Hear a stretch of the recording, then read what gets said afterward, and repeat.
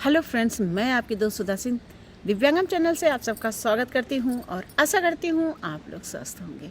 तो फ्रेंड्स, आज मैं एक बहुत ही प्यारी स्टोरी लेकर आई हूं जिसे लिखा है आशुतोष राणा जी ने। जी हाँ, मशहूर फिल्म कलाकार आशुतोष राणा जी की ये पोस्ट है और ये पोस्ट सच में बहुत अच्छी है। उन्होंने जो अपना एक्सपीरियंस शेयर किया है, सच में मतलब मैं कह सकती हूँ कि सच में आजकल इस सब चीज़ों की कमी होती जा रही है। तो फ्रेंड्स, मैं उनकी एक स्टोरी, उनका एक संस्मरण आपको जो है सुनाती हूँ। बहुत अच्छी कहानी है जो उन्होंने शेयर किया है। उन्होंने लिखा है कि आज मेरे पूज्य पिताजी का जन्मदिन है, सो उनको स्मरण करते हुए एक घटना साझा कर रहा हूँ। बात 70 के दशक की है, जब हमारे पूज्य पिताजी ने हमारे बड़े भाई मदन मोहन, जो रावर्स कॉलेज जबलपुर में एमएससी कर रहे थे, कि उनकी सलाह पर हम 3 भाइयों को बेहतर शिक्षा के लिए गडरवारा के कस्बाई विद्यालय से उठाकर जबलपुर शहर के क्राइस्ट चर्च स्कूल में दाखिला करा दिया था। मध्य प्रदेश के महाकौशल अंचल में क्राइस्ट चर्च उस समय अंग्रेजी माध्यम के विद्यालयों में अपने शीर्ष पर था। पूज्य बाबूजी ने हम 3 भाइयों को, नंद कुमार, जयंत और मैं आशुतोष को क्राइस्ट चर्च में दाखिला करा के हमें हॉस्टल में छोड़ के अगले रविवार को पुनः मिलने के लिए आश्वासन देकर वापस चले गए। मुझे नहीं पता था कि जो इतवार आने वाला है वो मेरे जीवन में सदा के लिए चिन्हित होने वाला है। इतवार का मतलब छुट्टी होता है, लेकिन 70 के दशक में वो इतवार मेरे जीवन की छुट्टी नहीं, घुट्टी बन गया। इतवार की सुबह से ही मैं आह्लादित था। ये मेरे जीवन के पहले 7 दिन थे जब मैं बिना माँ और बाबूजी के रहा अपने घर से बाहर। मन मिश्रित भाव से भरा हुआ था। हृदय के किसी कोने में माँ बाबूजी को इम्प्रेस करने के लिए भाव बलवती हो रहे थे। यही वो दिन था जब मुझे प्रेम और प्रभाव के बीच का अंतर समझ में आया। बच्चे अपने माता पिता से सिर्फ प्रेम ही पाना नहीं चाहते, वो उन्हें प्रभावित भी करना चाहते हैं। दोपहर 3:30 बजे हम हॉस्टल के विजिटिंग रूम में आ गए थे।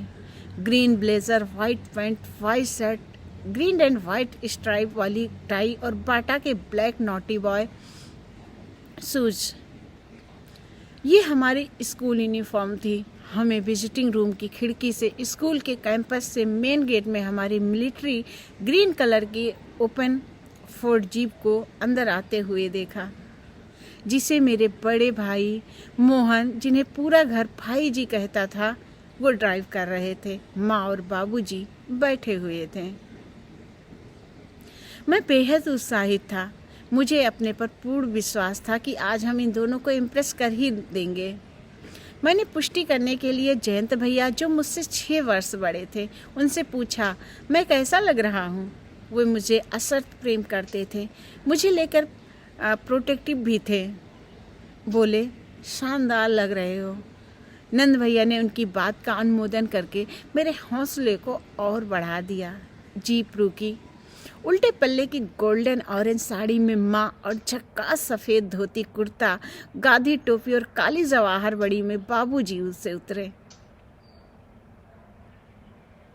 जवाहर हम दौड़कर उनसे नहीं मिल सकते थे, ये स्कूल के नियमों के खिलाफ था। सो मीटिंग हॉल में जैसे ही सैनिक विश्राम की मुद्रा में अलर्ट खड़ा रहता है, एक लाइन में 3 भाई खड़े माँ बाबूजी को अपने पास पहुंचने का इंतज़ार करने लगे। जैसे ही वो करीब आए, हम 3 भाइयों ने सम्मिलित स्वर में अपनी जगह खड़े होकर कहा, good evening mummy, good evening बाबूजी। मैंने देखा गुड इवनिंग सुन के बाबूजी हल्का सा चौंक पड़े, फिर तुरंत उनके चेहरे पर हल्की सी स्मित आई जिससे बेहद लाड था। मैं समझ गया था कि ये प्रभावित हो चुके हैं।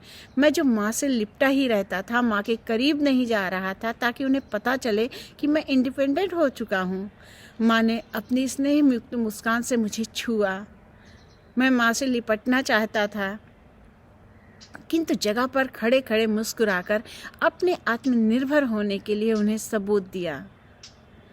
माँ ने बाबूजी को देखा और मुस्कुरा दी। मैं समझ गया कि ये प्रभावित हो गई हैं। माँ, बाबूजी, भाई जी, हम तीनों भाई हॉल के कोने में बैठकर बातें करने लगे। हमसे पूरे हफ्ते का विवरण लिया गया और 6:30 बजे के लगभग बाबूजी ने हमसे कहा कि अपना सामान पैक करो, तुम लोगों को गडरवारा वापस चलना है और वहीं पर आगे की पढ़ाई करनी है। हमने अचकचा के माँ की तरफ देखा। माँ बाबूजी के समर्थन में दिखाई दी। हमारे घर में प्रश्न पूछने की आज़ादी थी। घर के नियम के मुताबिक छोटों को पहले अपनी बात रखने का अधिकार था। सो नियमानुसार पहला सवाल मैंने दागा और बाबूजी से गडरवारा वापस ले जाने का कारण पूछा। उन्होंने कहा, राणा जी, मैं तुम्हें मात्र अच्छा विद्यार्थी ही नहीं, एक अच्छा व्यक्ति बनाना चाहता हूँ। तुम लोगों को यहाँ नया सीखने के लिए भेजा था, ना कि पुराना भूलने के लिए। कोई नया यदि पुराने को भुला दे तो उसे नए की शुभता संदेश के दायरे में आ जाती है।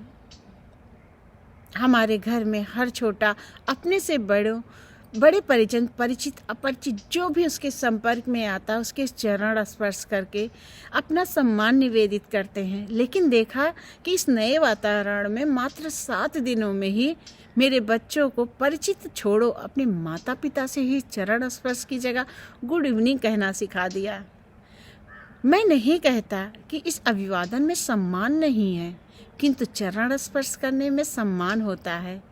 यह मैं विश्वास से कह सकता हूँ कि विद्या व्यक्ति को संवेदनशील बनाने के लिए होती है, संवेदनहीन नहीं। मैंने देखा तुम अपनी माँ से लिपटना चाहते थे, लेकिन तुम दूर खड़े ही रह गए। विद्या से दूर खड़े व्यक्ति को पास जाने का हुनर देता है, ना कि अपने से जुड़े हुए को दूर करने की कोशिश करती है। आज मुझे विद्यालय और स्कूल का अंतर समझ में आ गया। व्यक्ति को जो शिक्षा देकर वो विद्यालय उसे सिर्फ साक्षर बनाए, वो स्कूल में नहीं चाहता कि मेरे बच्चे सिर्फ साक्षर हों। साक्षर होकर वो डिग्रियों के बोझ के नीचे दब जाए। मैं अपने बच्चों को शिक्षित करके हर दर्द को समझने, उसके बोझ को हल्का करने का महारत देना चाहता हूँ। मैंने तुम्हें अंग्रेजी सीखने के लिए भेजा था, आत्मीयता भुलाने के लिए नहीं। संवेदनहीन साक्षर होने पर कहीं अच्छा है संवेदनशील निरक्षर ही रहो। इसलिए बिस्तर बांधो और घर चलो। हम तीनों भाई तुरंत माँ बाबूजी के चरणों में गिर गए।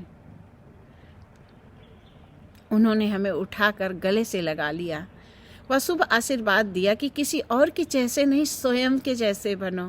पूज्य बाबूजी, जब भी कभी थकता हूँ ना या हार की कगार पर खड़ा होता हूँ तो आपका यह आशीर्वाद, किसी और के जैसे नहीं, स्वयं के जैसे बनो, संजीवनी बन गया है और नव ऊर्जा का संचार करता है मेरे हृदय में और मुझे उत्साह से भर देता है।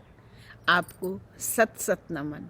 तो आशुतोष राणा जी की ये स्टोरी उनकी जो उन्होंने अपने बाबूजी के संस्मरण में लिखा हुआ है और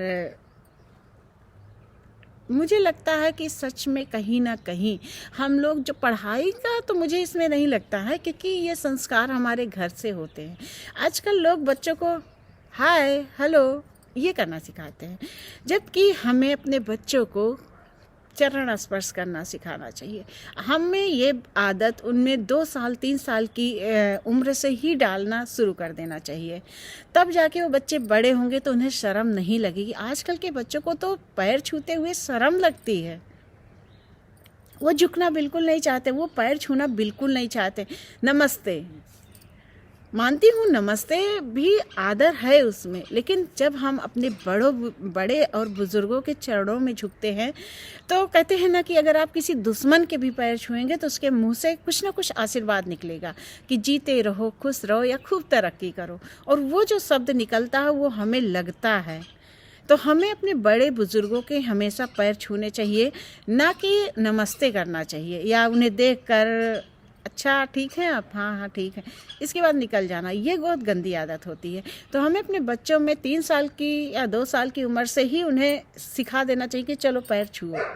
फिर जब वो आप उन्हें शुरू से ये चीज़ें सिखाएंगे तो बड़े होकर उनके अंदर वो जो शर्मिंदगी होती है पैर छूने की, वो ख़त्म हो जाएगी। और चरण स्पर्श करना या अपनों से लिपट जाना, ये हमारे आत्मीयता को दर्शाता है। जब हम किसी अपनों को गले लगाते हैं तो वो जो प्यार होता है हमारे बीच में, वो दर्शाता है कि हम इनसे बहुत प्यार करते हैं। तो कहते हैं ना कि ये दिखावा नहीं है, लेकिन दर्शाना, दिखावा करना ज़रूरी नहीं, लेकिन दर्शाना बहुत ज़रूरी है। क्योंकि आप अगर नहीं किसी से कहोगे कि आपको मैं बहुत मानता हूँ या आपको बहुत प्यार करता हूँ, तो अगला कैसे समझेगा? वो फीलिंग्स आपकी ज़रूर समझेगा, लेकिन एक बार उसे दर्शाना भी ज़रूरी है, ये दूसरी बात है। लेकिन पैर छूना बहुत ज़रूरी है, और पैर हमेशा अपने बड़ों का छूते रहिए।